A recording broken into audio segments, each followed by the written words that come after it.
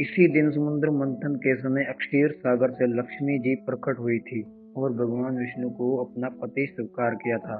कथा इस प्रकार है। एक बार भगवान शंकर के अंशभूत महर्षि दुर्वासा पृथ्वी पर विचर रहे थे। घूमते घूमते वे एक मनोहर वन में चले गए। वहां एक विद्याधर सुंदरी हाथ में परिजात पुष्पों की माला लिए खड़ी थी। वह माला दिव्य पुष्पों की बनी थी। उसकी दिव्य गंध से समस्त वन प्रांत सुवासित हो रहा था। दुर्वासा ने विद्याधरी से वह मनोहर माला मांगी। विद्याधरी ने उन्हें आदरपूर्वक प्रणाम करके वह माला दे दी।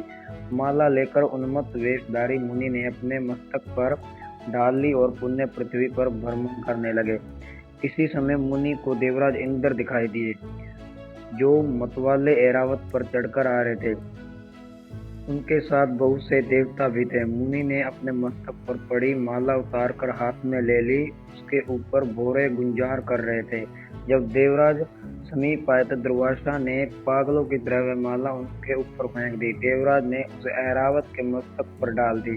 ऐरावत ने उसकी तीव्र गंध से आकर्षित हो सूंड से माला उतार ली और सूंघकर पृथ्वी पर फेंक दी। यह देख दुर्वासा को क्रोध आ गया और देवराज इंद्र से इस प्रकार बोले, अरे ओ इंद्र, ऐश्वर्य के घमंड से तेरा हृदय दूषित हो गया है। तुझ पर जड़ता छा रही है। तभी तो मेरी दी हुई माला का तूने आदर नहीं किया।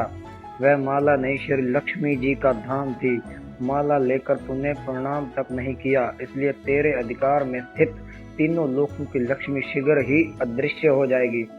यह शाप सुनकर देवराज इंद्र घबरा गए और तुरंत ही ऐरावत से उतरकर मुनिवर के चरणों में पड़ गए। उन्होंने दुर्वासा को प्रसन्न करने की लाख चेष्टाएं की, किंतु महर्षि टस से मस न हुए। उल्टे इंद्र को फटकार कर वहां से चल दिए। इंद्र भी ऐरावत पर सवार हो अमरावती को लौट गए। तब से तीनों लोकों की लक्ष्मी नष्ट हो गई।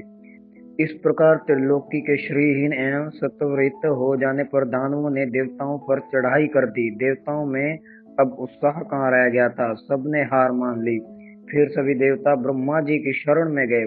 ब्रह्मा जी ने उन्हें भगवान विष्णु की शरण में जाने की सलाह दी तथा सबके साथ वह स्वयं भी क्षीर सागर के उत्तर तट पर गए। वहां पहुंचकर ब्रह्मा आदि देवताओं ने बड़ी भक्ति से भगवान विष्णु का स्तवन किया। भगवान प्रसन्न होकर देवताओं के सम्मुख प्रकट हुए।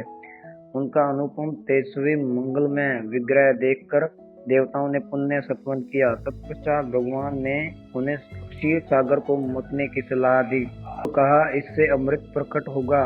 उसके पान करने से तुम सब लोग अमर हो जाओगे, किंतु यह कार्य बहुत दुष्कर है। अतः तुम्हें दैत्यों को भी अपना साथी बना लेना चाहिए। मैं तो तुम्हारी सहायता करूंगा ही।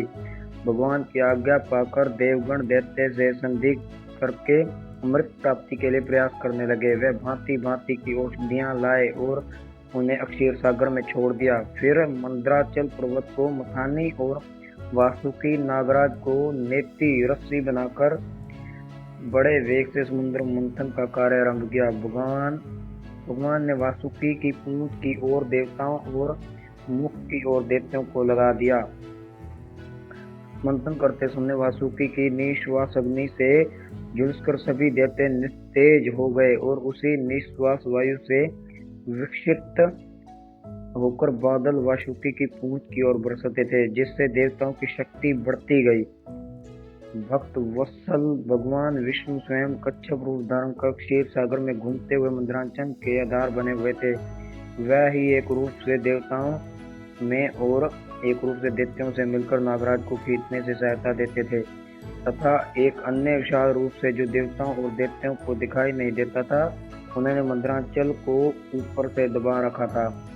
इसके साथ ही वह नागराज वासुकी में भी बल का संचार करते थे और देवताओं की भी शक्ति बढ़ा रहे थे। इस प्रकार मंथन करने पर क्षीर सागर से क्रमश कामधेनु, वारुणी देवी, कल्प वृक्ष और अप्सराएं प्रकट हुई। इसके बाद चंद्रमा निकले, जिन्हें महादेव जी ने मस्तक पर धारण किया। फिर विष प्रकट हुआ, जिसे नागों ने चाट लिया। देवताओं और दानवों को भी बड़ी प्रसन्नता हुई। सबके अंत में अक्षीर समुद्र से भगवती लक्ष्मी देवी प्रकट हुई। वह खिले हुए कमल के आसन पर विराजमान थी। उनके अंगों की दिव्य कांति सब और आकर्षित हो रही थी।